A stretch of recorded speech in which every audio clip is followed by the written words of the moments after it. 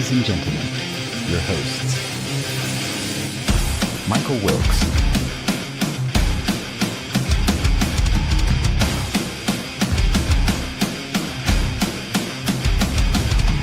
Angel Ortiz,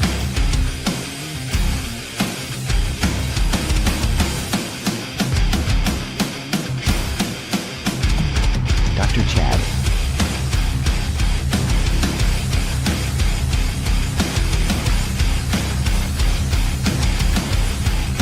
and Sam LaCavera.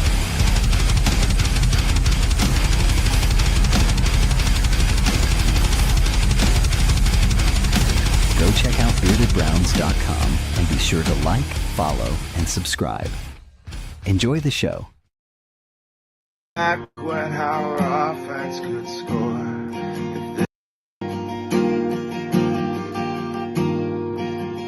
Now give up forever to go back.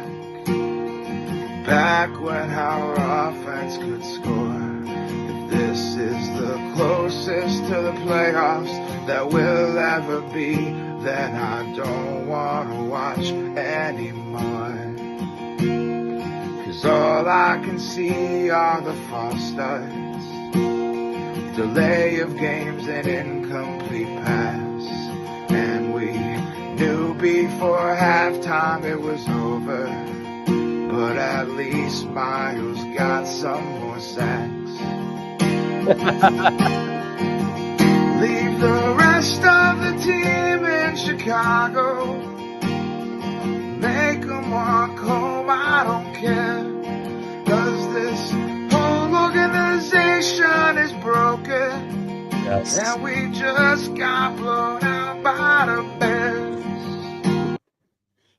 Shout out to my boy Logan Bruce for that. That is currently going viral everywhere. He has another one that dropped last week. ESPN dropped it, and then they dropped this one. So follow Logan Bruce. He is all over socials. Give him a follow. He outside of the parody stuff, he has good music. It's really good music. He's got a couple of Christmas tunes out now, so give him a follow. He's actually going to be a part of our Saturday show. Big announcement. Sorry, Chad. Him, Mike, and Mike, Sam, and Gary Lee are going to be a part of the Saturday show, Browns Morning Brew. So tune in 10 o'clock, every Saturday.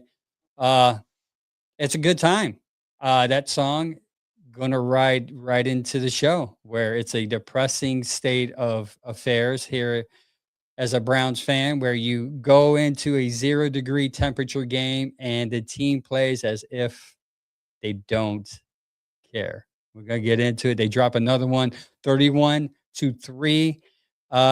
With the top storyline coming out of this, Shad, believe it or not, it's not the fact that they got dominated and only scored a field goal, but the wristband gate, right? Wristband gate. Something's up with his wristband, whether it fell out, whether it was Flacco's play calling, whether somebody sabotaged him like Dylan Gabriel, trying to get his position back. Either way, it was a big story here for about 24 hours. It's funny because I think just like the epitome of what's happening with Cleveland Browns media and fan coverage right now. It was kind of the craziest. First of all, it's the weirdest story because like it ended up getting debunked pretty quick. I guess there's stuff all over social media. It went into the sabotage gate, was exploded, like, oh, they're giving him the wrong wristband to screw him over. There was I saw a post right after, like, this is Kevin Stefanski's job is to make sure the players have the right wristband on, as if the head coach has any part at all on, like, there's literally an equipment manager that does a whole equipment staff that does this. Yep. And so in any way, it would be like, okay, some equipment guy is probably fired for like messing that up. The story that people made a huge deal of Kevin not exactly knowing what happened when they had that delay of game. He's like, yeah, there was an issue with Shador's wristband. They got it fixed. I don't know exactly what happened. And people were like, how does the head coach not know this? And I'm like, I mean, I guess, I don't know. I guess it doesn't matter if he comes to the sidelines, like, my wristband's, like, missing a piece, and they give him another one, but the end in the end, like, I saw podcasts, the Nightcap with Shannon Sharp was on the whole, like, "This is all part of the sabotage." Yeah. Thing, which at this point, I'm starting to think even those guys, like, They that are believe it. really pushing it now, I think some don't. I think some have just been like, They got "I know what continue. happens when I put this as the title," like, "The Yeah. Sabotage Continues" is the title of tonight's show, which is Yeah. not about the Browns or Sanders, it's about just the entire night of NFL, and, like, they're like, "If I put The Sabotage Continues," so I think there are a ton of people who believe it.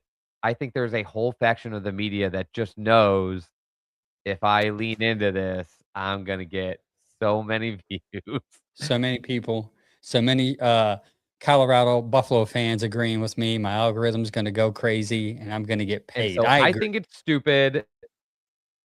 Obviously, I don't think it's that impactful. Real story came out and Daryl Ryder was the first one I saw to break it that, like, the wristband actually had the play sheet in it the first drive, but it somehow got dislodged after the first drive.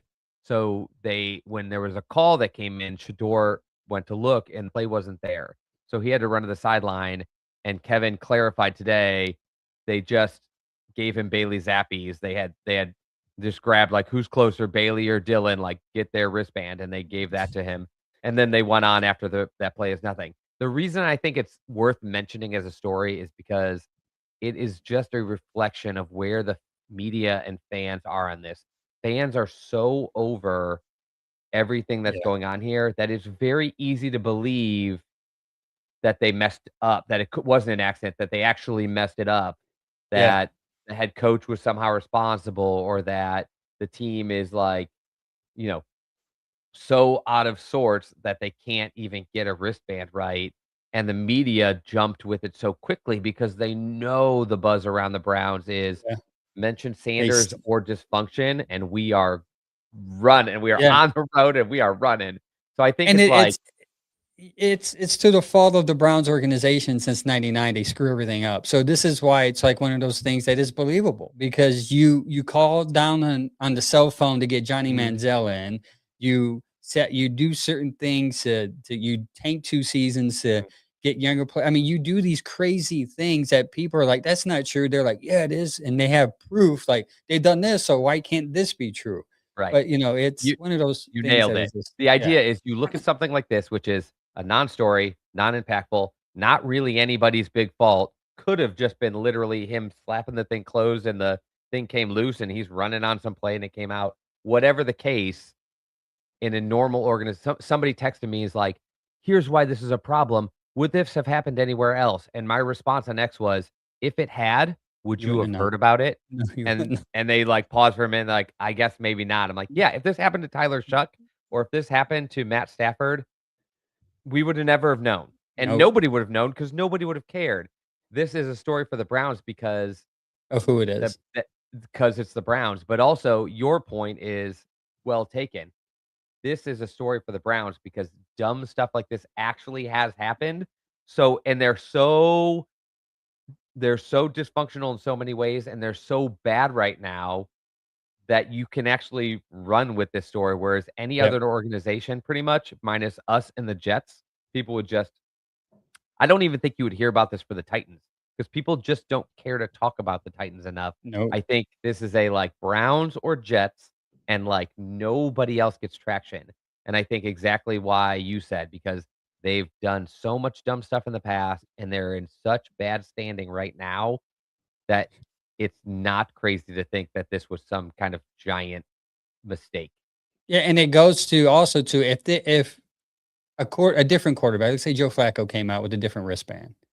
The fact that it was Shador Sanders too adds to it, right? Right. Shador, It's the they put Browns the plus wrong the door. wristband. Yeah, they put the wrong wristband on Shador, so that means they don't. Kevin's Yeah. trying to make him fail. So it just adds It's to the theory of they yeah. don't like Shador. They want him to fail. To the fact that they even said, I heard a story. I Or the read this opposite, or probably they love Shador so much that they're sure that the organization is the problem, which is partially true, Like, it's either they hate Shador and they're like, "This is a story because that," or they love Shador, so they're like, "How could they let this happen to Shador?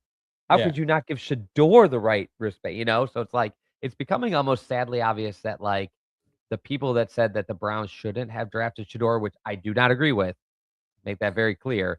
We all thought for a 5th round pick, trading a 6th and 7th or whatever to get Shador in the 5th, like, that seemed like an easy move if you can get over the media hurdle, like, it but it does seem clear of some of the stuff you were worried about early in the season where because it's the Browns, can they actually handle having this like, it's becoming blatantly clear that this is going to be a tough fit because Yeah. so many people are ready to just snap on the Browns, and they're such a polarizing team that having this opposite pole player is just really difficult to come Yeah, by. and we're gonna get into Shador. We're gonna get into the offense. We're getting a game recap, but thank you for everybody tuning in. If you could like, subscribe, hit that follow button, keep on commenting.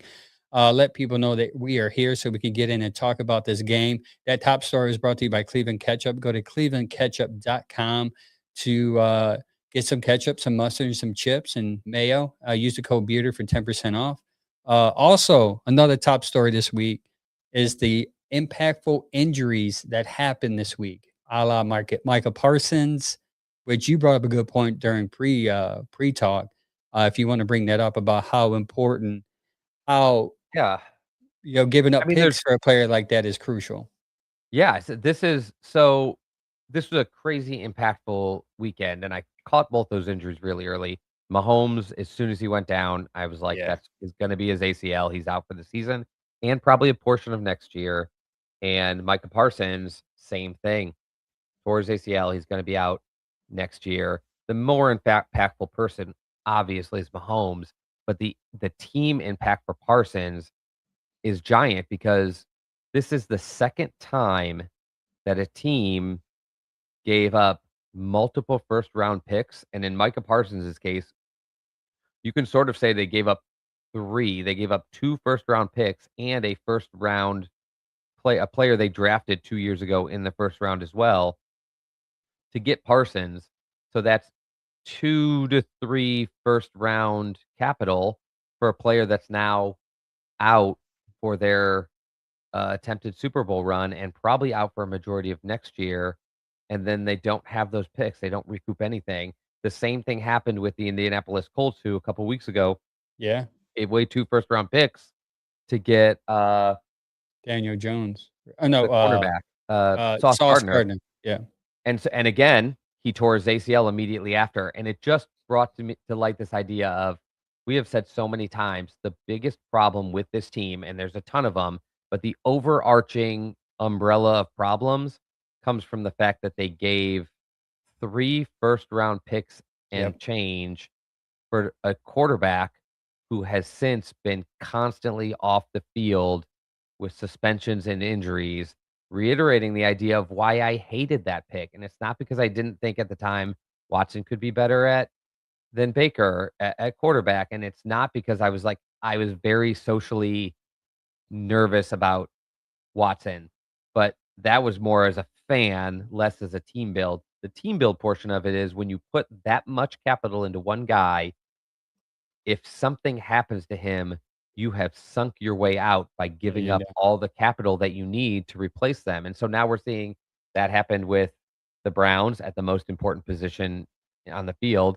Then we have 2 other examples where people gave up multiple firsts for a guy and he goes down. It is too heavy of an injury sport Mm, to put so much of your future into one guy. This isn't basketball where you can be like 3 first round picks and we get LeBron, that changes everything. It's 1 guy out of 53, yeah. 1 out of your starting 22, and if you give so much capital for them look, Travis Hunter cost 2 firsts and a second for the Jaguars. And he's They're done. doing just Yeah, fine, but they've gotten nothing out of him, and they gave up their chance to pick in the they're so good this year, if they fall short, all they're gonna be thinking is, "Wow, if we add another piece to this team, we could really make a run," and they're not gonna have that first round pick. yeah. And it's just like I guess it's just my note to, like, everybody, like, we haven't been lying about that. We haven't been making an excuse for the Browns with this Deshaun Watson thing. When these teams lose players that cost that much of capital, Yeah. really, really pay for it. Yeah, it's bad, really bad, and it's going to be interesting to see Green Bay going forward. And obviously, Kansas City's already out, so I'm pretty sure they're going to just lose as many. And imagine Right. them losing as much as they can, and actually getting one of those top receivers added on to Yeah. where Well, I Patty was just is. gonna That's going say to the be crazy thing crazy. for them is if they weren't out, we would all believe they're out now because Gardner Minshew's not gonna take them anywhere. Yeah, Matt Patrick Mahomes being out, the biggest part of that story is I think 2 teams that are picking ahead of the Browns both play the Chiefs, and the Chiefs have been bad this year with mm, Mahomes. good Now point. you're looking at a team like the, Raiders. the Giants and the Yeah, Raiders the playing the Chiefs and thinking like, "Okay, well, they're definitely gonna lose those," to now, like, I mean, it wouldn't be shocking to me if the Giants can beat the Chiefs yeah. without Mahomes. Like, And that it brings it up does. to the news of the day. The Browns got their 5th pick, and they have I don't quote me on this, but I saw a 19% chance of getting the 1st pick. That means they actually have a shot of getting the number Yep, 1 it's true. pick. And you bring up a good scenario where the teams ahead of them, if they play Kansas City, that's a shot where the Browns will lose, obviously, because we suck so bad. We're going to get into that. And then that moves us up to the number 1 pick. And then it's a totally different conversation. Totally different Yep. conversation from drafting a receiver to drafting potentially a franchise quarterback, or did they Mm, even ignore that or move down? I I mean, there's forgot to so many tell you, options. so I should talk to you this before the game. I clicked on Tankathon, so that's what we had earlier in the week. Tankathon has the Browns ahead of the Jets because of the tiebreaker Yeah, of I strength forgot of about that. schedule and the head-to-head. So we actually might have already moved up to 4, and the Ah, only 2 teams yes. 3 teams ahead of us right now are Tennessee, Las Vegas, and New York Giants, and so the mix of the Cardinals, the Jets, us, the Titans, Raiders, and the Giants, like, kind of have this big shuffle over the last 3 weeks. Any of us could end in any position, but to your point, I think Vegas has our highest odds landing at either 2nd or 3rd to end the season. Now, I still think there's a chance we sneak out one more win, maybe against the Bengals or Yeah. who knows, but that doesn't count out these other teams from having a chance. Somebody told me I believe it might be the Raiders and the Titans that both still have to play each other. So one of them is taking another win, Okay. Yeah. So and then we've Kansas got the City's got the Saints. Titans this week, Broncos the week after, and then they end it with the Raiders. Okay. Yeah. I mean, Yep. Titans and Raiders, if they win, that helps you if Yep. you lose And out. it is the Giants. It is the Giants and the Titans who have to And play each other as well. so So, that there's opportunity here. That's why that percentage is so high for the yeah, Browns to get the number 1 pick, and yeah, that's gonna be a whole different show when if that happens when the season ends of what we're gonna do with yeah. that pick that high. Yeah, and But it is impactful either way. I've said it, before. People are like, "Well, you get that highest pick, you take a quarterback," or I think it's just after seeing what we did last year, I feel like even if we weren't gonna take the quarterback, getting a pick that high now feels like a pretty big piece. yeah, yeah. I mean, even if they not to get too deep into it, but even if they do believe in Shador and they want to help let him grow or blossom, whatever they believe in Shador, I mean, what you can do with that number 1 pick, it gets so Right. many picks for that, and then you can build around him. I mean, that's another topic for a different show. But we're about to get into our favorite segment of the week because we lost. We get to do this more often than not. It's brought to you by Allstate Insurance. Give Doug White a call. Bad. It's the good, the bad, and the ugly.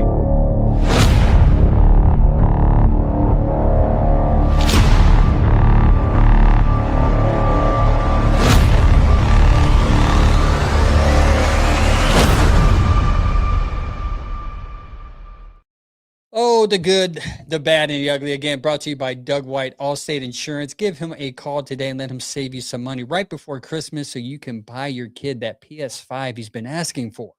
Come on, spoil your kids. They need more things to throw away or not play Mhm. with anymore.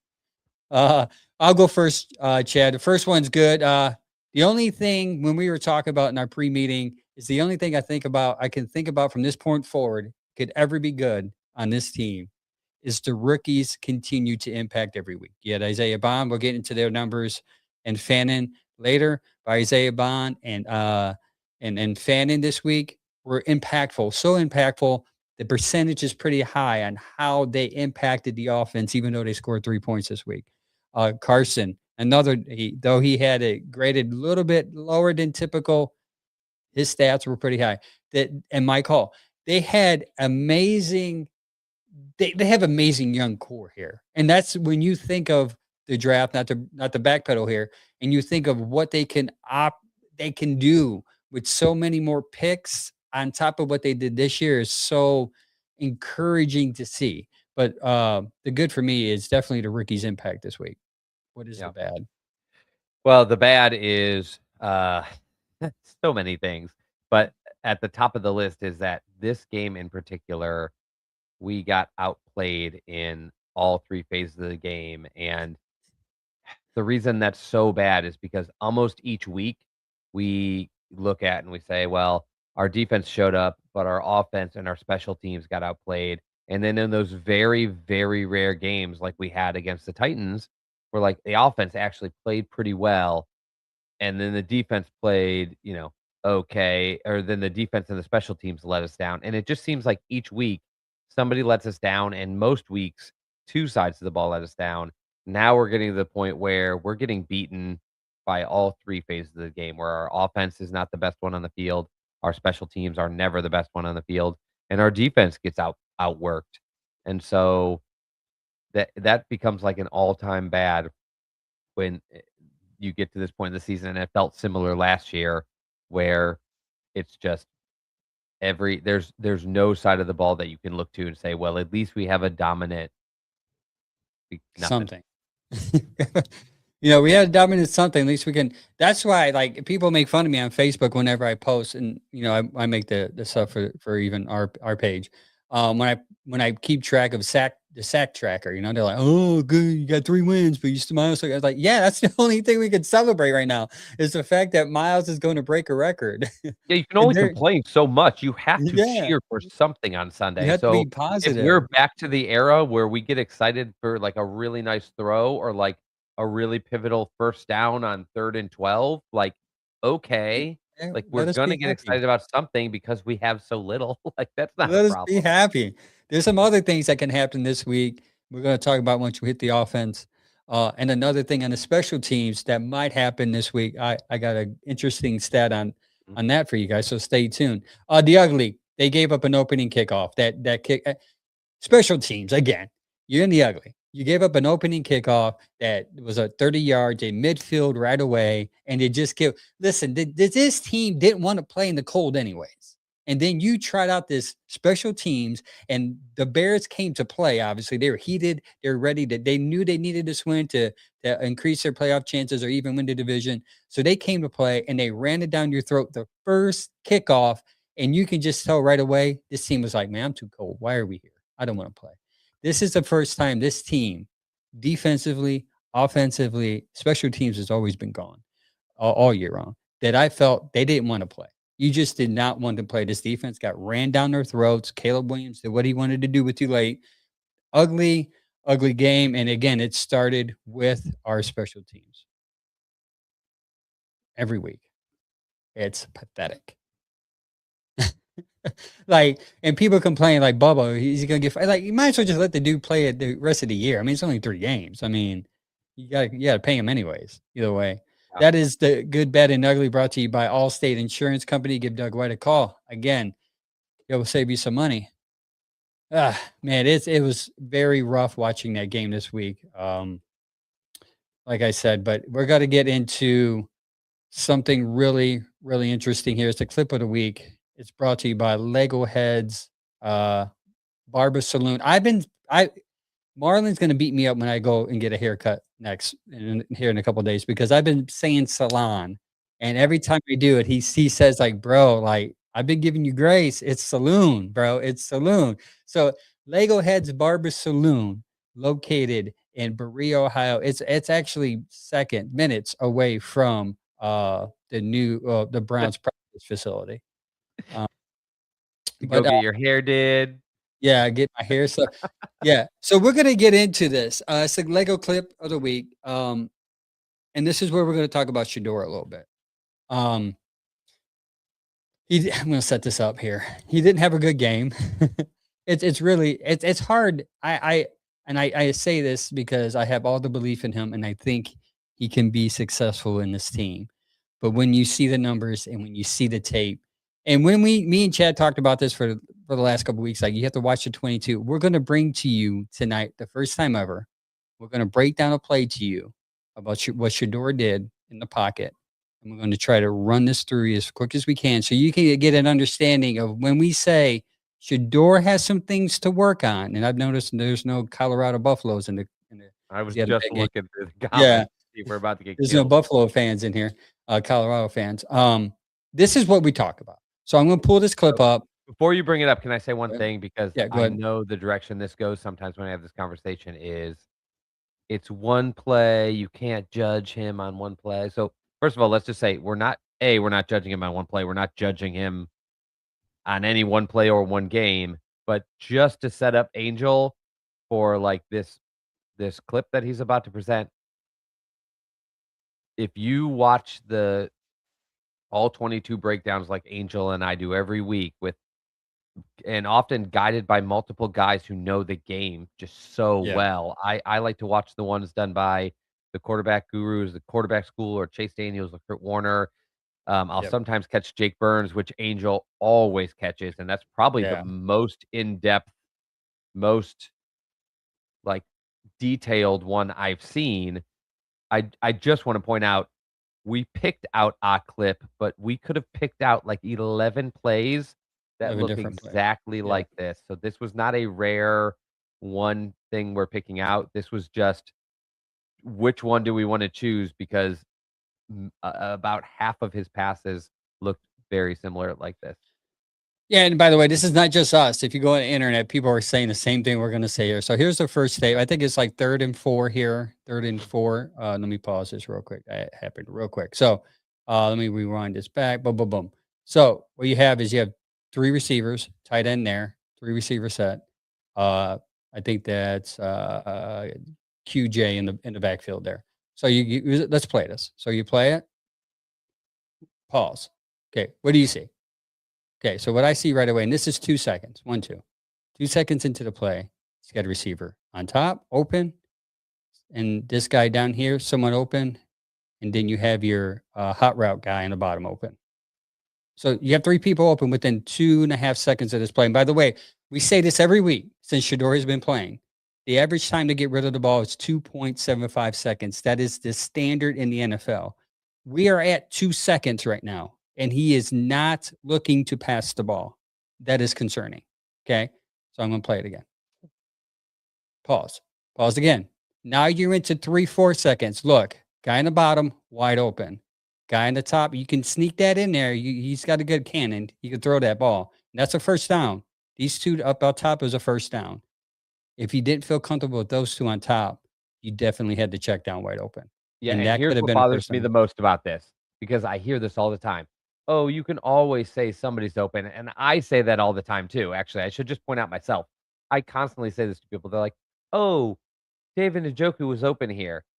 The problem is David Njoku got open, and he, A, may not be the first read, or he may have been an early read and now he's moved on.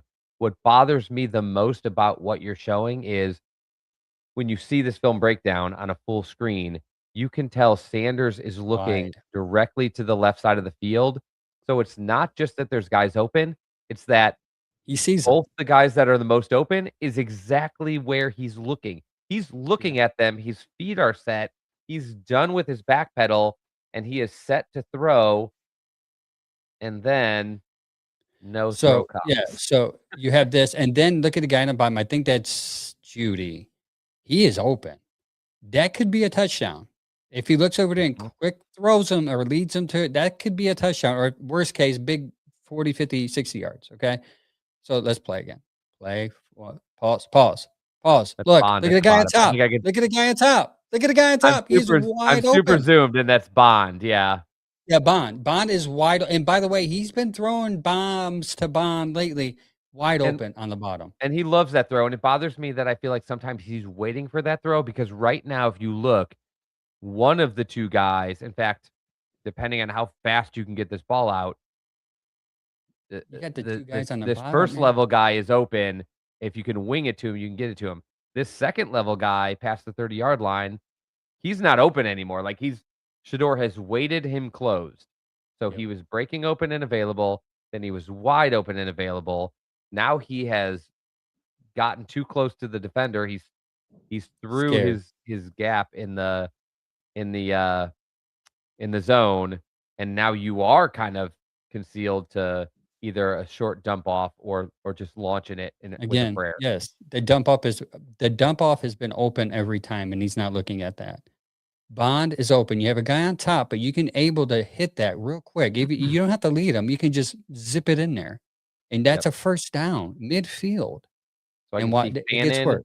Yeah, Fannin. This Bannon. is, Malachi Corley down low in the Okay, center of the field on the okay. 25, and it's Yeah, Bond breaking open by the 40. it's it's insane. He's open, and Mhm. here it is. Wait, boom. But he's still holding on to the ball. We are And then look 5 up top.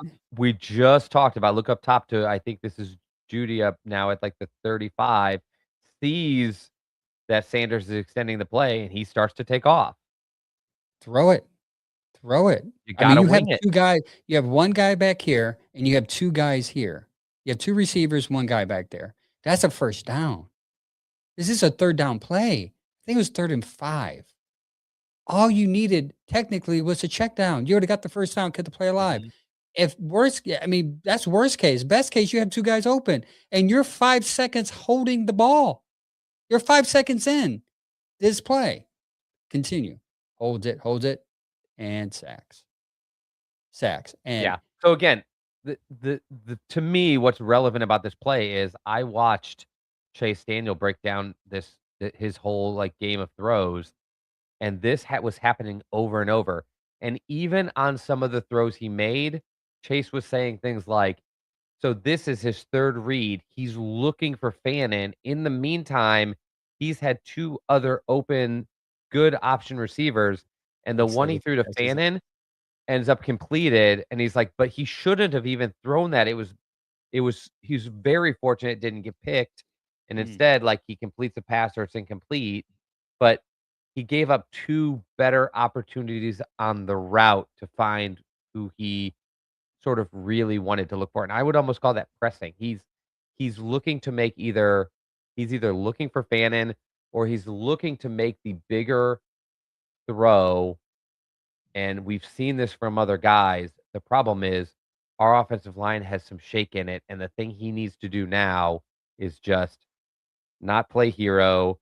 We Yep. know where the season is going. Progress in your own personal growth and make these Mhm. passes. So here's what makes it worse. You're at the 20. He's 6 yards back. And by the time he gets sacked, dude, you're at the 10. I mean, you're 10 yards back. You're minus 10 yards. Throw it away. I mean, if Mike you says, Mike says, if Judy, if he catches it. yeah, Yes, Judy. I know. Throwing it to Judy at this point is just a 50-50 shot. Yeah. Yeah, so and just to give you a still shot, I took a still shot. Look, and this is where he should have thrown. It's between 2 and 3 seconds into the play. You got a guy open on the bottom, Bond. Uh-huh. You got Judy on top, and you have your tight end on the bottom. And to And you me, the even red have your one is the one I brought up. It bothers me because the receiver's looking, he's looking, he doesn't and he release doesn't it, pull the and then trigger. immediately after, you don't even have a line to this guy up by the 25.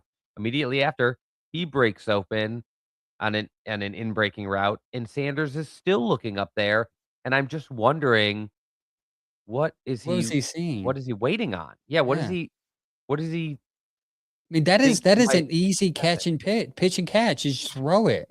Judy's got the first down. Most likely, like Mike said, true. Good point. If he catches it, he can probably make a play because he has that The Euro step that he practiced in Vegas. Maybe he's been working on that to improve. You know, either way, you this is where like as a fan, as someone who advocates and who loves him, needs to get better at. He just and needs I to will get better. say this too, is this season is a lost season, guys. The goal. somebody said we argued it, and I'm sure it'll come up sometime, so I might as well bring it up. He threw that interception to Jerry Jeudy that I actually thought was a catch initially because it was right to Jerry Jeudy. This team doesn't give a shit about the interception number that goes with that play, and so, you say you throw it to Jeudy, it's a 50-50 whether he catches it. This team is not grading this team anymore. This team Yeah. is grading Shador Sanders and these young guys. This team no longer cares what Wyatt Teller is doing or what Jack Conklin is doing. This team cares what the guys who are going to be on this team next year, especially the quarterback, is doing. And so if Shador throws it to Jeudy and he drops it, the coaches don't care. I don't care. I mean, at the moment I do. At the moment, I'm cussing at the TV and Jerry Jeudy. The moral of the story is, though, people are gonna act like, "Well, that will register as an incomplete pass." Kevin Stefanski doesn't care. Andrew Berry doesn't care. Tommy Rees doesn't care. The people looking at Sanders are gonna go, "Plus for Yeah. Sanders." That was the correct read, the correct pass. You made a good throw. That's a plus play for the quarterback. These teams grade players play by play like PFF does. They're not gonna grade the stats. They're gonna grade if a if who was it? When Joe Flacco threw those 3 interceptions and all 3 of them bounced off our receivers' hands, Joe Flacco doesn't get the bad grade for that. The receivers do. So we're at Receivers the do. time of the year where Sanders has to know he's playing for his job, and I don't want him to feel too much pressure, but he has to already know. He commented this week on the press conference, "Are you worried about losing your job?" And he said, "You should always be worried about losing your job. This is the Yeah. NFL. Like, I haven't earned a permanent starting job." So Yeah. he I knows want it, to. but my point is he needs to make these plays for his own development, and we don't have to worry about the outcomes. We just have to worry about, did he do his part on this play? Yep. Earl brings up something here. He says, "What rookie quarterback has reads down pat 4 games into it?" That's what we're saying. That's we're not asking him to read anything. It's as simple as seeing Judy open and throwing it.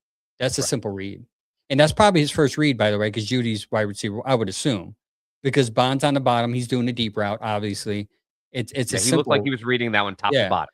Because he was literally looking at him the whole time. So that's my like, I don't expect him to read Bond over there yet. Yeah. Or Yes. I expect him 2 things, check down and my first read. Check down and my first read right now. That's what I'm expecting. And he didn't do that. Matter of fact, he did worse. He went 10 yards back and got a sack. Yeah. And here's our other thing is we don't expect him to make every one of these plays and have the reads down. What we expect is game by game.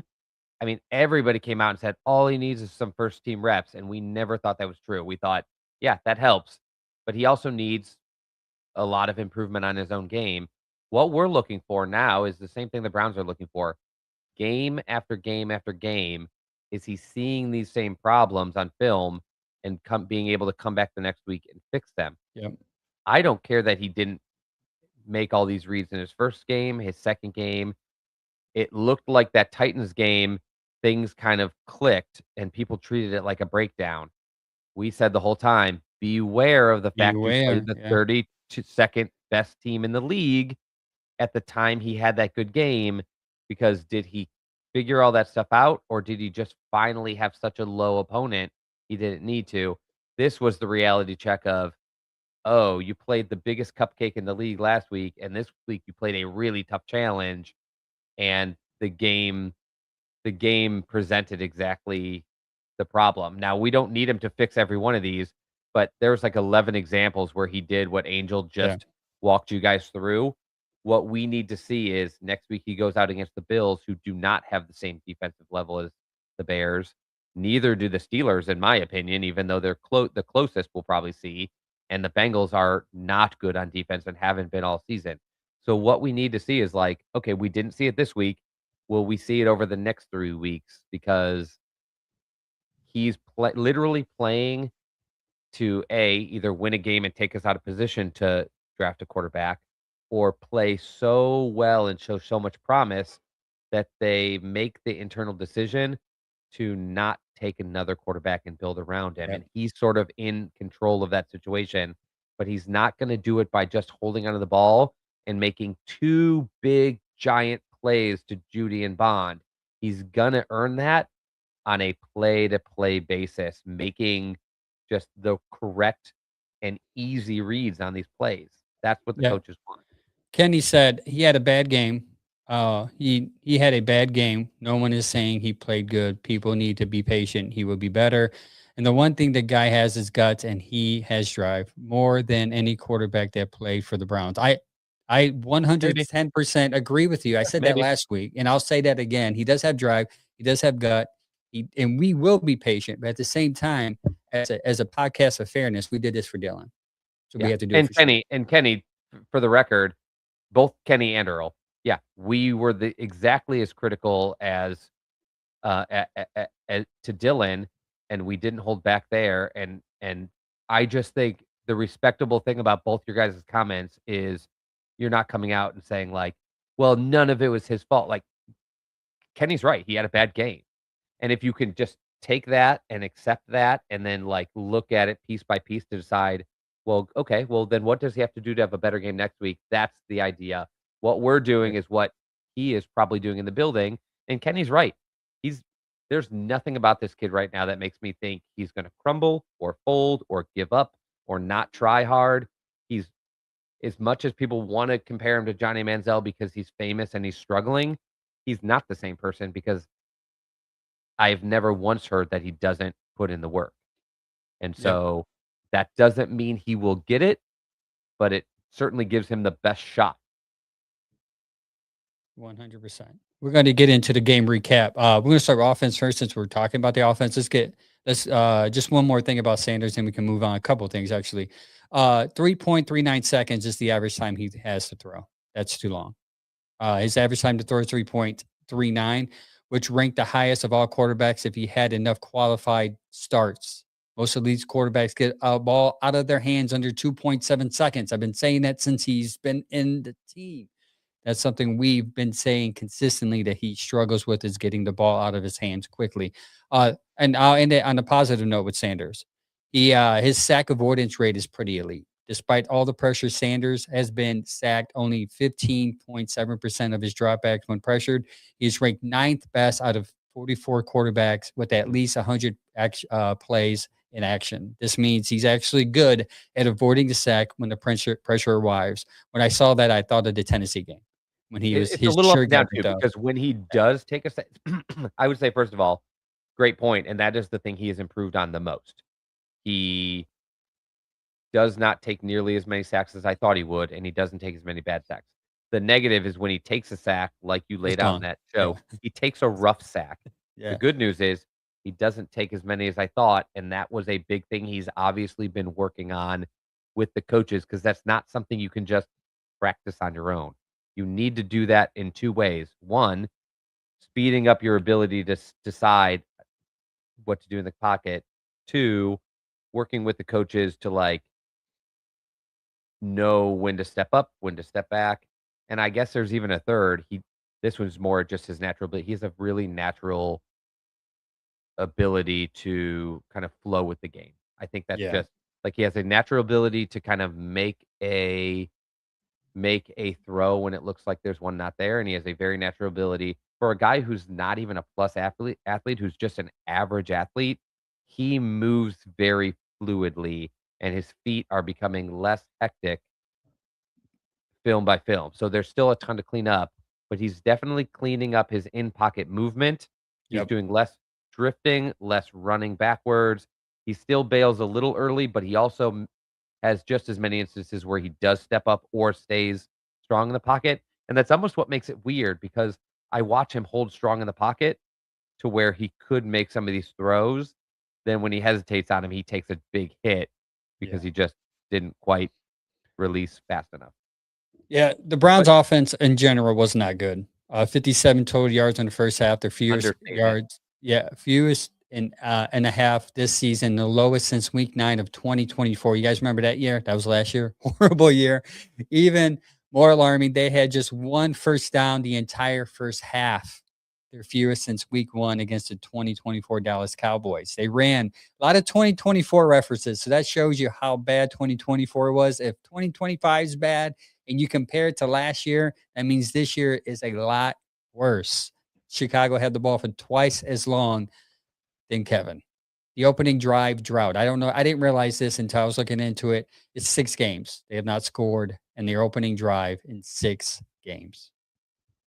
Last time they insane. 6 games. Offense And they used sucks to right be, now. by the way, this used to be one of their biggest Kevin's first, like, 3 years, one of the Yep. biggest things people said was, he's an incredible game planner Scripted plays. because he was in the top of the league at scoring on the initial drive, and now that is just all but collapsed. It's poop. Sanders, 18 of 35, 177 yards, 13 interceptions, 3 interceptions. Can you imagine if you do 13 interceptions? That would be insane. And 5 sacks. People are like, don't make it worse, man. And Uh, honestly, save the one of those interceptions was Judy's fault because anybody that watched the game, including us, know that. But when you watch the film breakdown and you see 3 other times when the ball went right in the yeah. defender's hands and they dropped it, you feel like, Yeah, yeah, I he feel threw the about 6 linebacker. turnover worthy plays. Yeah, I feel one of So, the one that linebacker made was a really good play. He got his it hand was a up great play. and yeah. So I mean, you It was give a and good play. take. He also had 4 turnover worthy throws. So I mean, still, he Also, probably would have still got that. that's something that I expect will develop for time. That was on a play action pass, and he threw it as soon as he turned his head, and he's Yeah. just probably not savvy enough yet to turn his head and catch that drifting linebacker. He thought he'd Another lob it over his head, and he just yeah, misread it. another another positive note. He led the team on rushing this week with 24 yards back to back weeks. He's got a knack for movement. He's got and that's something that is really good to see now, and then hopefully, God willing, they'll fix the line Yeah. next year. So maybe that's another arsenal that the defense is. This is It why I'll go it's on record. twofold. I was on I did my own podcast this past weekend on Friday, and I'm on record saying not if they get the first pick, this is gonna be hard for them to pass up, I'm sure. Just go in the next year with Shador and give him talent. I think if you give him a line, you give him talent. I mean, he's doing great things with Bond, and Bond came in week 1 cold, and Bond seems to be improving with them. They seem to be building chemistry. Give him talent, and I think he'll get better, than what we're going to see. So that's just my take on that. No, I That's think it. that's fair, and I think, like I said, it's twofold. 1, he is a quarterback whose tendency naturally is to hold the ball long, and he's playing with a line that doesn't give him that kinda time. And people will say, "Well, give him the line, he'll be fine," but the reality is it has to be both. He has Yeah, to get better and be 100%. able to play with a line that might have some leaks, because no matter what in his career, there's gonna be times where the line has leaks. And B, yeah, the Browns need to also improve their line, but you could say that there's not a quarterback in the league that isn't better with a better line. So what Sanders has to do is just be the best version of himself and improve the most he can behind this line, and then imagine when he has a better line, how much more he can succeed. So Yeah. I guess I'm with you on that though. I think he didn't have a good game. He showed a flash or two. You cannot survive on a flash or two. But I guess if you're looking for silver linings, you see a guy who's improving in some areas. Don't worry about the stat line as much as he's taking less sacks. Now, can he continue to cut those down? He's holding the ball a little bit long. Can he continue to chip off a half a second on that over the next 3 weeks?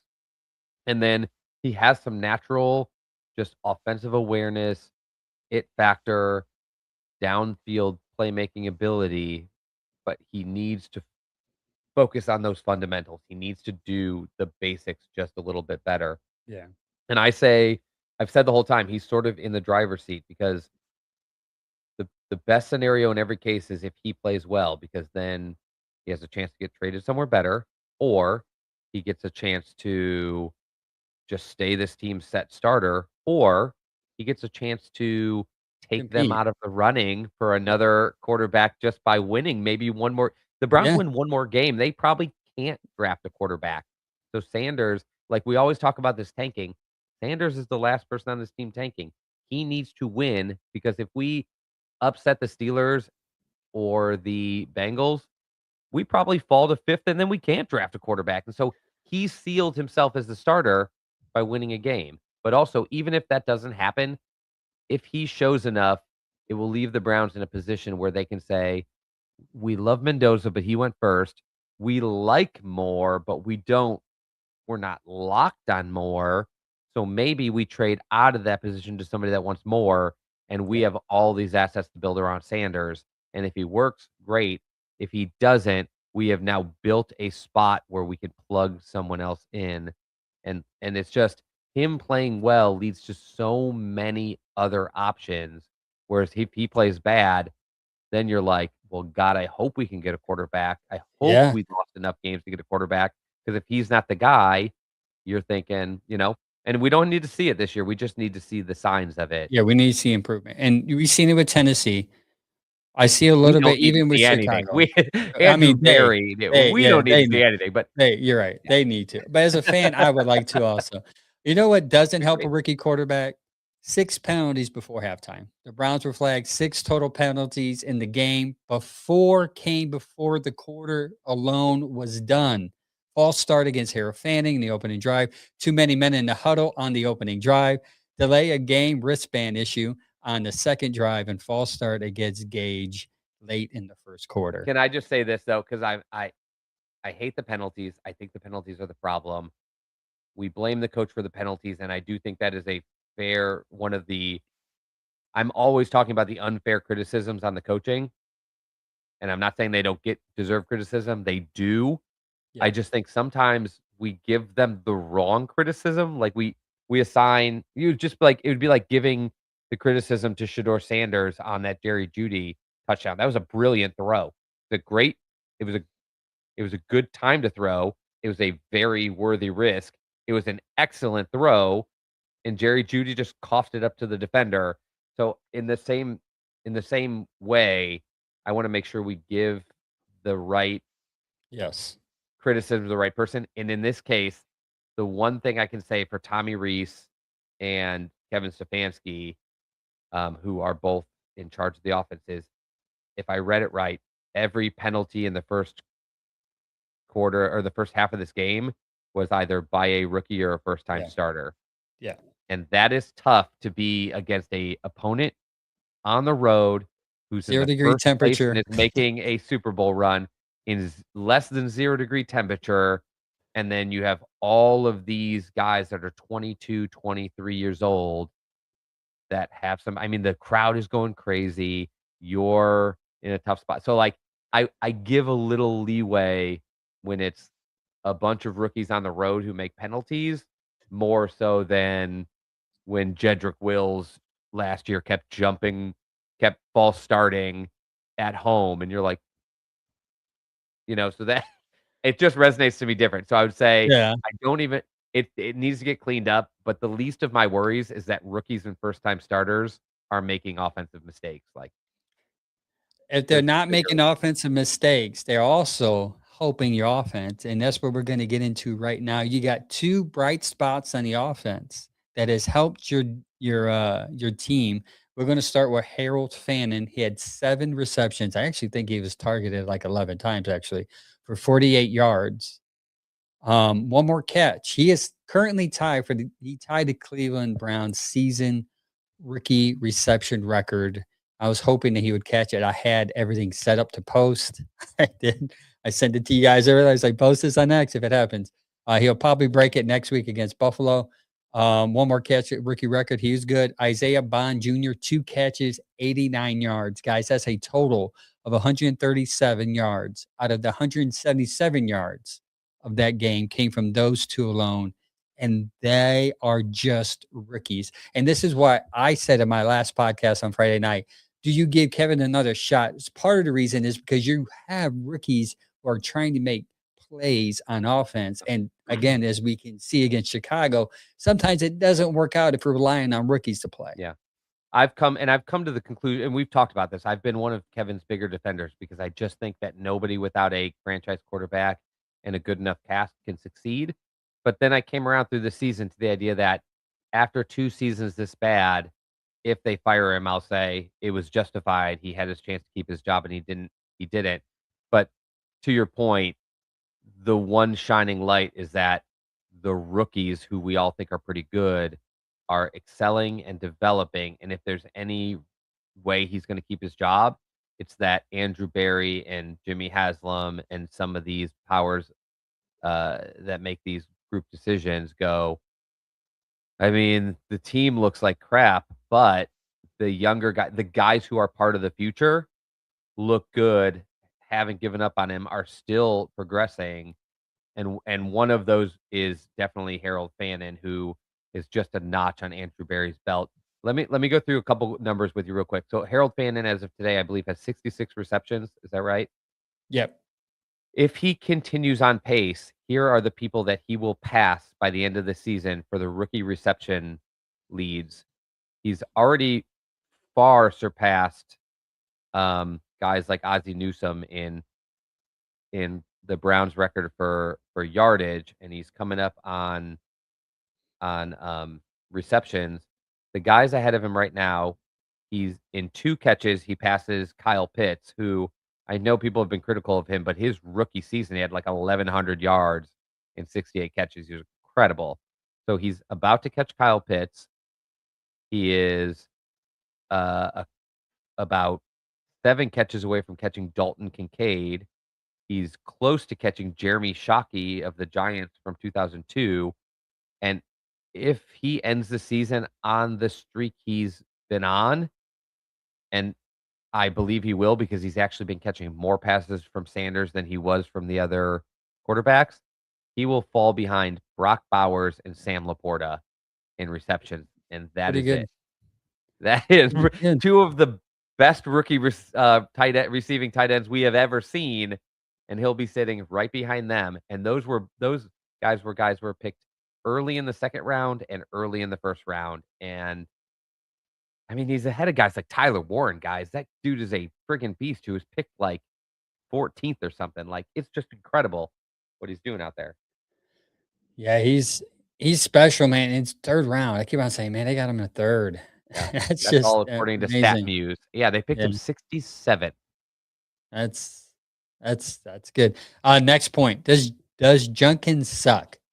Because he's dropped. We talked about this a little last week, how he dropped in percentage per It yard was a and rough day to watch Quinshon Judkins put up 24 yards or whatever he put up, while actually less than Travion that. Henderson put up like 150 100, yards, 2 2 touchdowns. touchdowns Yeah.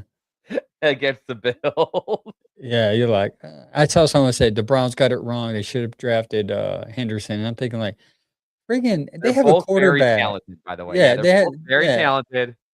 like give They do very different things, but it yeah, was a rough day to see Henderson have his absolute best 21 points. game and Judkins have his absolute worst. It Yeah, looked he averaged looked like 1 they point. started here and they're like, Dude, his longest run was 4 yards. yeah, Jeez, that's yeah.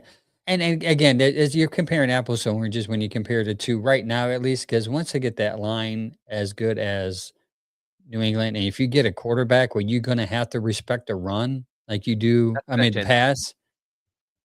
we talked about this before. Judkins was picked because he does a very specific thing well.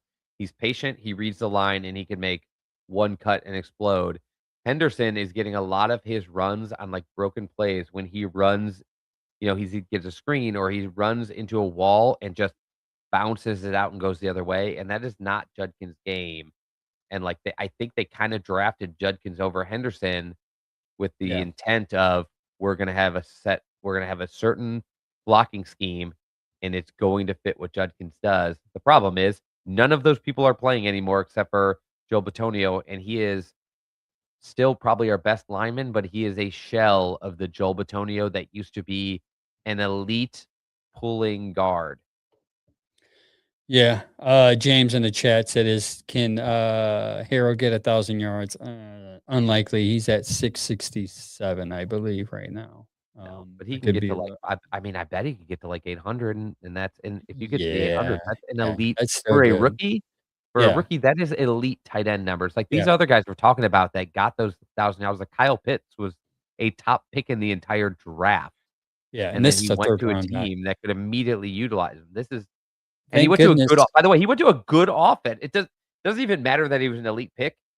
These all of these other guys, Tyler Warren is on the Colts offense. Their offense has been awesome. Now, Brock Bowers is on a poop Raiders offense for 2 years. But like Dalton Kincaid is a Buffalo Bill. He doesn't just have he has veteran Josh Allen throwing to him. Sam Laporta is getting thrown to by Jared Goff on an Goff. offense that is Right. loaded with talent, and Yeah. nobody can, like, focus on him, and so it's just a different thing. What Fannin is doing is as impressive or more impressive than those guys, given what's happening around him. I agree. All right, we're gonna be back right into the defense. We're defense time. Let's get into the defense. Uh the defense.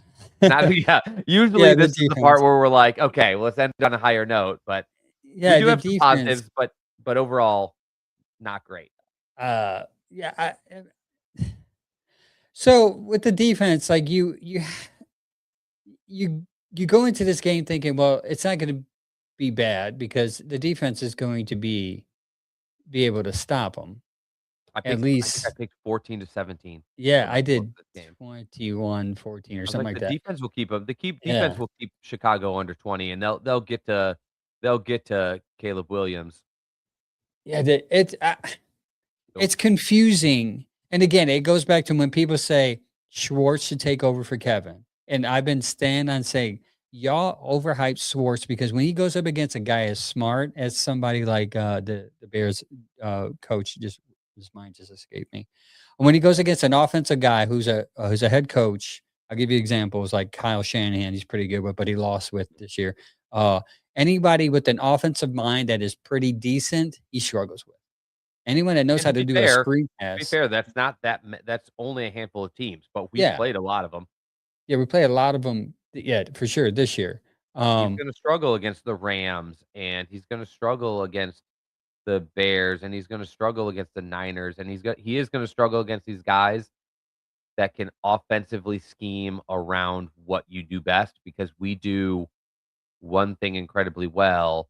And to be fair though, the reason I agree with Angel, like he's not in a position to take over this team as an interim coach. He was not a good head coach. I don't know that he wants to be a head coach, and he hasn't shown that he's been able to, like, make this defense run the team. It's not like it's the 2000 whatever 2 Ravens or whatever that year that was. Like, they're not there. To Angel's point, like, we probably should take a deep breath, but in his defense, we were down 14 to nothing almost to start, and he doesn't have the kind of defense that can just tee off when we're not in at least an even game. I mean, they generated 22 pressures on Caleb Williams, pressuring him 52% of the time on 42 dropbacks. That's actually pretty impressive. The problem is Caleb Mhm. Williams is elusive. He can get away. Yep. Um, Miles mentioned it after the game. He's yeah, really difficult to tackle. he's difficult to tackle. He's got a great arm. Did you He is see that what play? He is the elusiveness that Shador Sanders came into the league, I think, thinking that he was. Yeah, and he's I And he's mean, quickly he's learning, like, "I should probably handle this slightly differently." yeah, I mean, he's impressed. He's from last year to this year. I mean, obviously the coach has a lot to do with it. The offensive system favors him well. And by the way, when you have a quarterback like him, y- you can pick whatever coach you want, and they'll come to you. I mean, that is just yeah. He was that pass he threw to Moore was just at toward the end of the game. There was just I was like, that's it. This guy Window is pass. pretty Just well. a Yeah. window pass, like, closing, closing, closing. Yeah, I mean, it was pretty bad. Browns converted they 14. Yeah, their third down percentage, they were able to eat up them on third down. The run game, they again run on this defense. You can do that, especially in the cold. I don't know why. Um, Miles gets another sack, which is a good thing. What is he 1 away, 1.5 away from getting the One and a record? half away. Yeah, he's at, 22. He needs 1.5 to tie, 2 to take it. Yeah. Um, he's also Um, it's not talked about enough, he's also right there, a couple tackles away from the tackle for loss record, which, by the way, both of those are owned by JJ Watt, which is just crazy to me. yeah. I almost forget how good JJ Watt was at this game. Yeah, and they were able to get that sack and force a field goal, and it's like you saw the good things, and the Mhm. Browns only The had like what? flashes, though. Yeah, it's like they're only down 14 nothing. They should The Bears defense should be up now by like looks like Sanders, where you're yeah. like, we see these flashes of greatness, but then when you look at the whole picture, you're like, it's just not good enough. Yeah, The it's difference just not is there. Sanders is a baby that just has to learn. This defense is a veteran for the most part, who I think is just lost their juice. They're frustrated. They just don't have the same energy and like oomph that they have when we still have a chance. They've just seen their efforts not pay off so many times, and they have let us cut down a couple times. I'm not going to let them off the hook. There's been 2 or 3 games where I'm like, y'all needed to step up and we win that game. But I Yeah. think this game was the first one we mentioned earlier during the ugly that they looked like that first kickoff got returned to like the 50 and they trotted out like Jesus Christ, can we even catch a break on the first opening drive of the game? They're already almost in field goal range. Like, you just see it now, like you saw it last December, where they don't have the reason to fight the way that a defense needs to fight. Like, offense needs to be more precise. Defense needs to battle, and I think they're just done. And you said earlier, except Miles, but Miles is the one guy with an individual accolade. And I'm not saying they're quitting. I'm not saying they've given up. I'm just saying they just Seems like don't have the juice and the energy. And it seems palpable that they are when we I'm starting to realize when that opening kickoff happened and I look around the Browns backers bar and all of us are like, okay. "Oh, what a terrible, like, start to the game." Like, that's what's going through their head. Like, what we're feeling, I think, has finally caught up to them where they're like, Yep. "Oh my gosh," or Sanders throws his 2nd interception, and they're like, "What?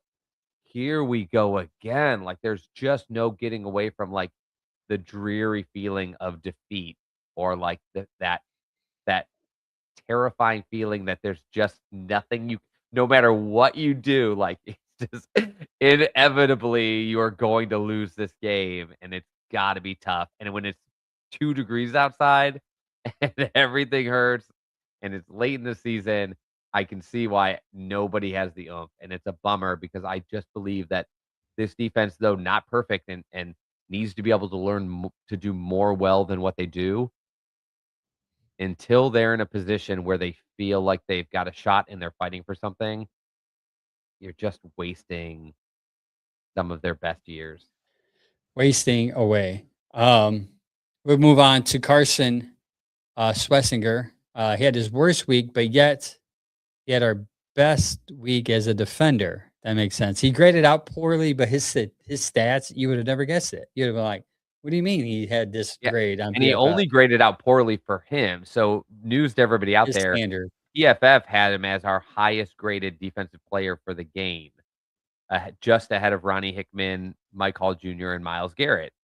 Um, but it was his probably lowest grade of this entire season because he's just been like it's one of his Yep. not probably not his lowest, but it was one of his worst games where he, like, had some big misses. He got plowed over once or twice, but the numbers are still there. He continues to put up digits. I'm gonna agree with my guy here. Oh, where'd he go? Man, moving everywhere. Earl. He says, I'm saying that the defense has quit, checked out, gone fishing, and are currently roasting marshmallows over a campfire.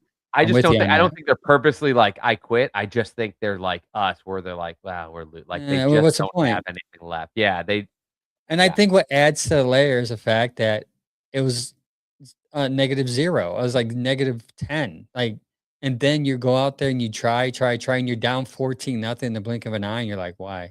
Why am I They doing feel this? like I would feel if I've already put in my 2-week notice, and now I've got 2 more weeks of work, and I'm like, "Well, I'm gonna go," but, like, don't I'm probably not feeling like my most driven to get the job done. I'm actually That's that's like how I feel this week because next week I'm on vacation. So this week I'm like, "Come on, yeah, let me it's get through this." Christmas, it's Yes, let cold, me get this. the season is lost, they have It's 3 definitely wins. cold here too. At this Like, point unlike the offense, I mean, Judy should be driving, the linemen, the young guys, Sanders above everybody. Like, this offense needs to grind. Most of the Yeah. guys on the defense are like, "Yeah, good luck drafting somebody who's gonna take my spot." Like, that there's probably, like, 2 guys on our defense that are replaceable. Everybody else, we don't have the guns to replace most guys on this No. defense, so That's why they're in when a people different say spot. bench, when people are like, bench shooter, he sucks." Like, who you gonna replace him with? You're Like, gonna throw out Jamari you Thrash, you cut him this yeah, week, you brought right. him back, And like, now it's you just brought him back. Like, come on. Like, Tillman, he's but probably Judy concussed. Judy has His played his skill. way into the Browns needing to that's what we say. Right, the Judy has receiver. played his way this season into the Browns needing to draft a receiver to be their number 1, and if he Yep. had a better year, they might be thinking, "Let's look for a receiver in the 2nd or 3rd," but there's a very good chance they are heavily scouting the 1st round guys Yeah. because Judy has let them down. Sanders is in that same position is that he's actually showing some things that may cause them to think the other way. Maybe Mhm. we don't need to go all in.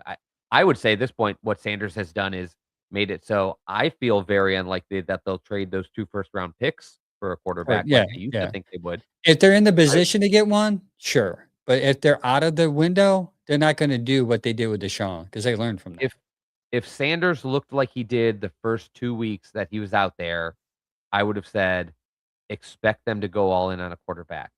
He's done enough now where I'd say, expect I'm if a interested. quarterback lands to 3, they might take him, and if over the next 3 weeks he does more, you might say, expect that they'll trade out of 3 now I would because even I'm on the I'll say this all for the rest of the season until next year. I'm on the board regardless of where you're at. Get picks, invest in Shador, develop him because I really think this kid can be something. I don't know Tom Brady special, but special enough to where he can get you wins when you're yeah, down. He can drive last 2-minute drives. He yeah. can be that spark, and I hate that terminology. He's your spark. I hate that No, terminology. you do see it though, like, when people, Yeah, like, say that are they he's got the it factor, he's got these it's like, you actually get it when you're talking about him. I'm not there yet with you where I'm like, he's got it because I don't think you can live in those moments of, like, he can bring you back here and there, but I I will say I get why so many people do think that. I mhm. think it's a fair thing. I'm just not much of a hope and faith I'm on guy, board, man. but I can see why people are, uh, like, why he's magnetic and why people are drawn to that the idea of okay, and I'll say this, I've come around to the idea that if by chance we pick 3rd and the Jets take Mendoza 1 and the Raiders take Moore 2nd, I'll be like, "Okay, get your guys and let's Give me go." tape. Like, Yeah, I'm to the point where I won't be like, "Well, it's all a loss." I'll feel like, "Well, you've got Watson still on this team as your veteran. You've got Sanders, who you've got a lot of hope for developing, and Dylan is worst who's case, you probably got gonna be Dylan. what we always thought. Well, he's Yeah, probably what we always thought. He's probably sitting backup. there as your Yeah, backup, and you're like, "Okay, let's roll." So, like, I'm I've come around to, yeah. like, if it doesn't happen with a top quarterback, like, keep building. Let's go. Yeah, I hope by the end of the year and in the next 3 weeks that you can Yeah, be on the submarine for Sanders train. yeah. I'm And going to be in by the the time sub I'm gonna sink in the submarine with Sanders. Sub for Sanders. I'll say, yeah, I'll say at least I think my point is where I feel comfortable. Yeah, Like, I see it, you're good. we'll see, and I wanna I'm see not more. sold, but I also am much more comfortable with if we Waiting. went forward, like, Yeah. "Okay, let's try to build." Mike Hall had the best game, we won't get too much into that. He had a good game. Again, Yeah, another probably young one of the talent.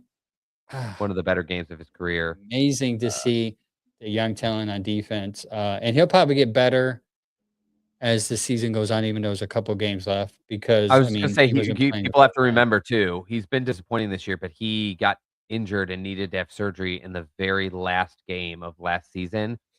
So, in the preseason predictions, I said it wasn't gonna be until, like, late November that he started looking himself again, and now he's starting to look himself, Yeah. and he's starting to look like the future other piece with Graham.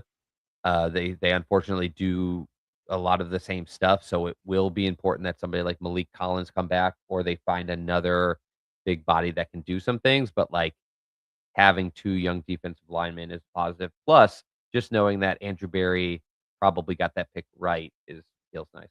Yep. We're gonna move on to Corey Bojorquez. The reason why I want to talk about Corey is because he's on a track of like Miles breaking a record, like Fannin breaking a record. Corey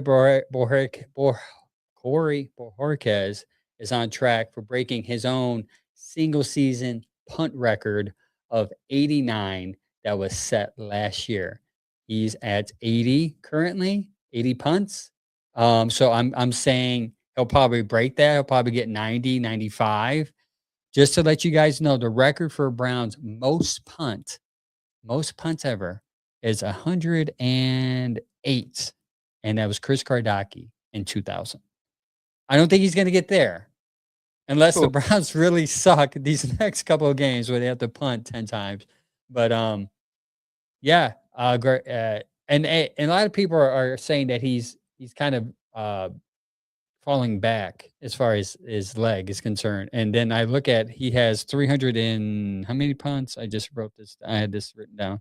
He has like 317 punts in his career as a Brown.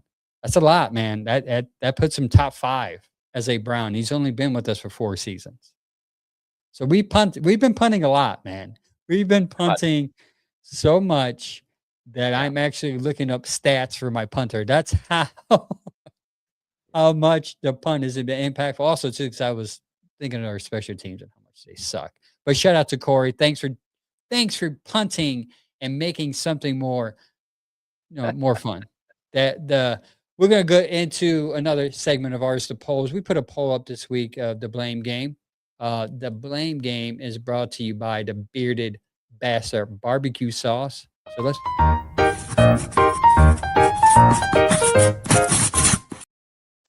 The blame game brought to you by the Bearded Bastards barbecue sauce. Man, say that 3 times fast. And you get 15% off if you use the code bearded15 on their website. First one on X, we put up this question. Well, Cleveland fans, it's time to play the weekly Browns blame game. Who do you give the highest amount of blame for the loss to yesterday's loss in Chicago? And of course, it's Kevin. Kevin with 52. always I Oh, think it's been Kevin every week from the fans for, like, cool. 6 Done. weeks straight or something They're like they're over Kevin. So Kevin wins that one. I put it on on Facebook on our page, Bearded Browns. Follow us on that also. Who's to blame for the loss against? way more Kevin. Yeah, Kevin was at fifth. Actually, it's about the same. Yeah, it was 52. It was actually, believe it or Oh, not, it was 52% here. So yeah, oh, about okay. the same. But it's just a lot more votes. It looks like a lot more, I was gonna say, which it is looks like it's yeah. 80% Kevin. Not I don't Yeah, know yeah. what So, wrong. Kevin, you are to blame, and because of that, you're fired. It all Well, falls on the coaches.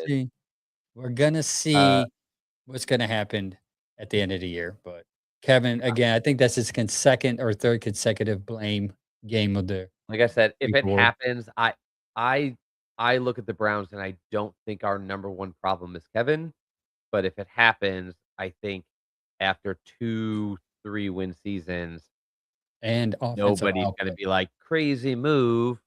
It's just not good enough. My worry about firing Kevin, uh, had a lot to do with, well, then you have to start over with all of your coaches pretty much, and Yeah. also, we always assume the next guy coming in will be better, but that just hasn't consistently been the case.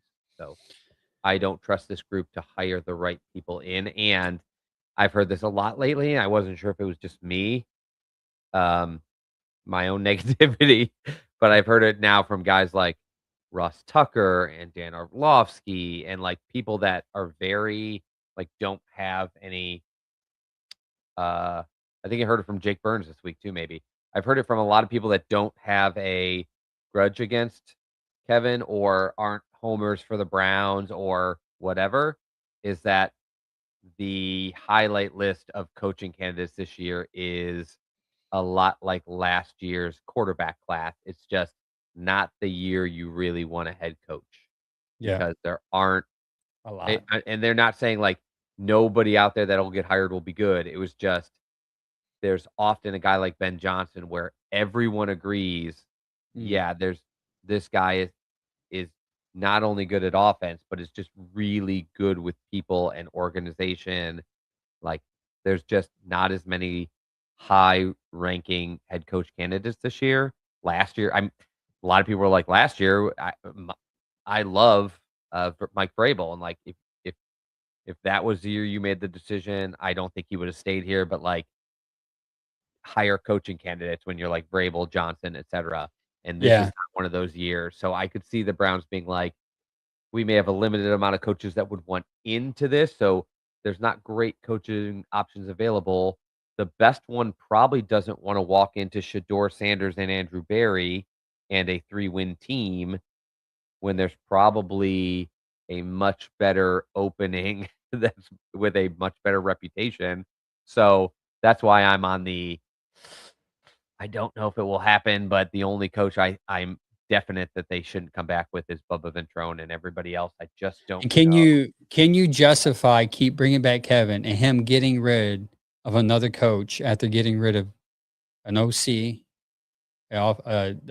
offensive line coach, and then giving up play calling again Yeah, that to doesn't bother Tommy? me. Here's why. Here's the only reason I would say I'm okay with that because I think the person who gave up play calling is the same person that will be play calling for us next year, since that's not the guy we're getting rid of. Yeah. Last year, didn't it feel like I think we talked about it. It kind of felt like he gave up play calling almost to prove like, guys, there is no No, I this can do it offense about this. sucks. Yeah, our quarterbacks suck and this offense sucks.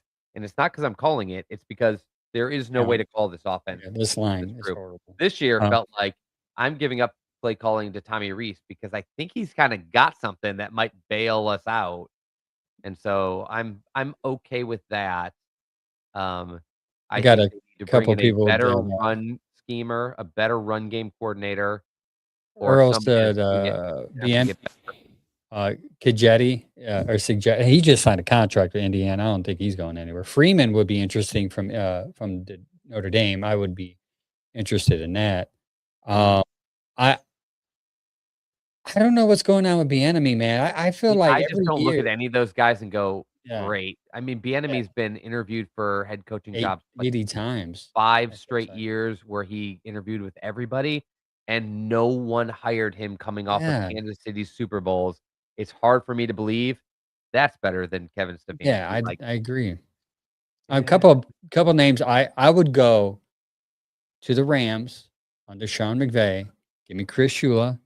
Let me interview Mike LaFleur and you Aubrey I like Pleasant. LaFleur.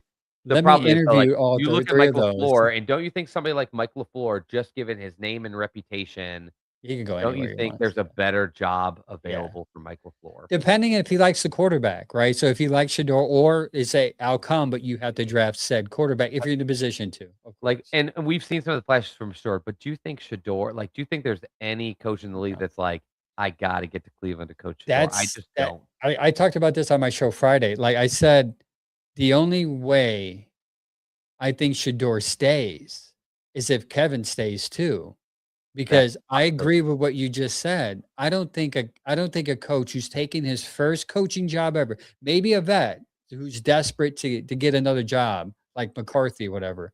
I don't see a rookie coach coming in and being like, "I'm not gonna stamp my name on this guy. I want my If own a guy." a rookie coach is gonna come in here 5 months before the draft and say, "Guys, you got the 3rd draft pick, you better get me a quarterback. Exactly.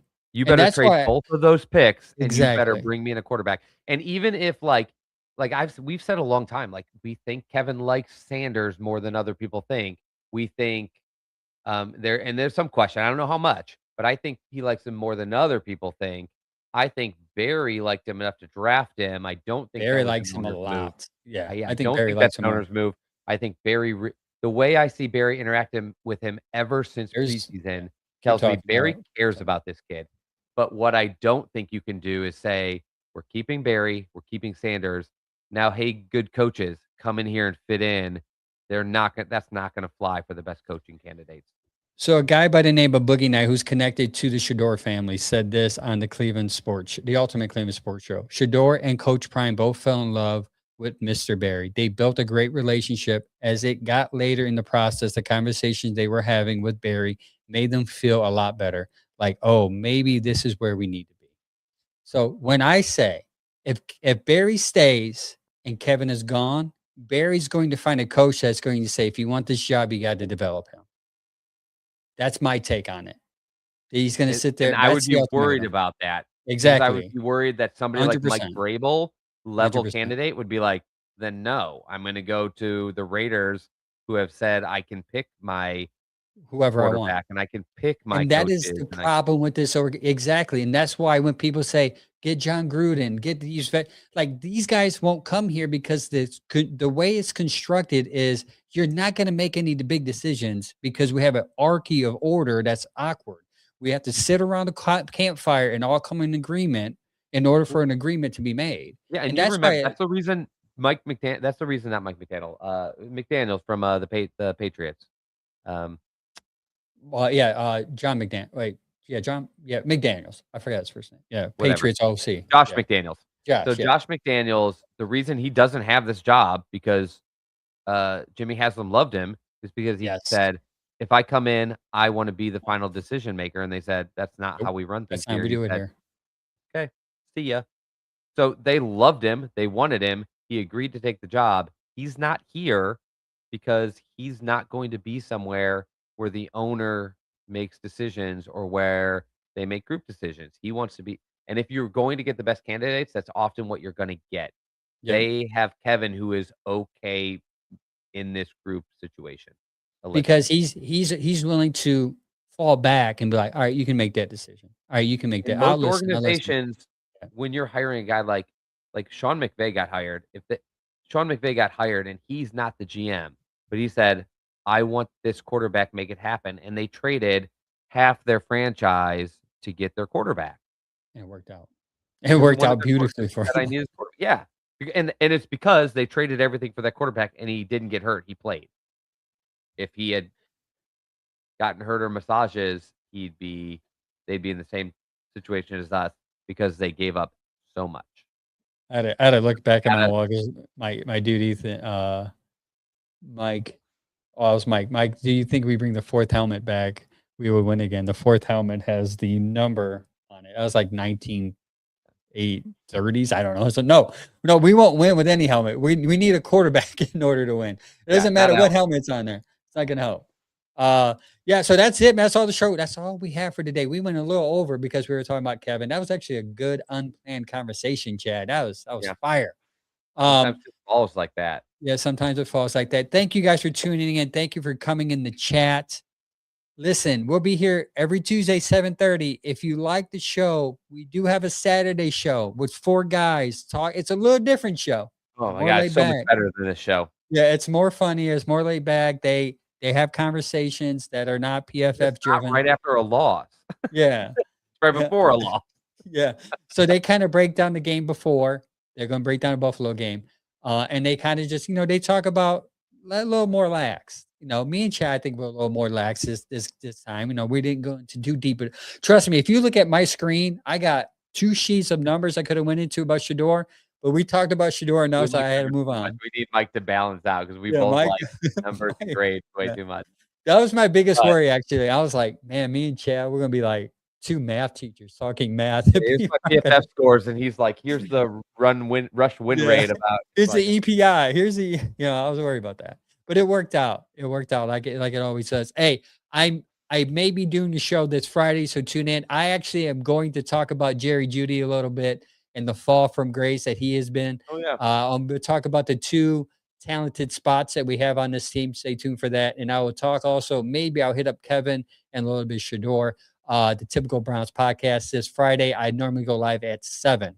So And tune in for hey, if that. you guys are around tomorrow and bored, I'm, hopping on the dog chug because they're Oh, having their again, I'll be special watching. where they bring back each of the guests for just a quick 10-minute chug, and, so I'm just going on to do a quick 10 minutes with them as, like, one of the returning guests for their Christmas chug extravaganza.